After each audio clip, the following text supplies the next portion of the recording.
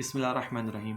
دنیا اور آخرت کی بھلائی کے حصول کے لیے ایک دعا ہے قرآن مجید میں، اور ایک ہے کہ اگر انسان چاہیے کہ میری مغفرت ہو جائے اور میرے گناہ معاف ہو جائیں، اس کے لیے ایک دعا ہے قرآن مجید میں۔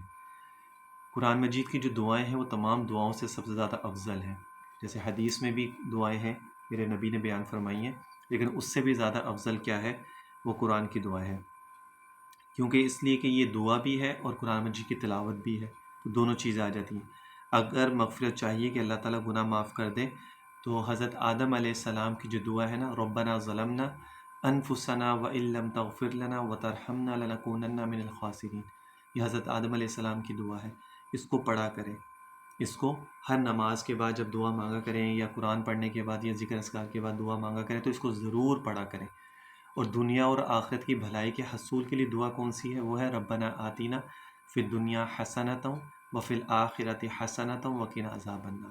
اور یہ دونوں دعائیں ایسی ہیں جس کا ہر شخص کو پتہ ہے، تو اس کو مانگا کریں، انشاءاللہ تعالیٰ اس سے بہت فائدہ ہوتا ہے۔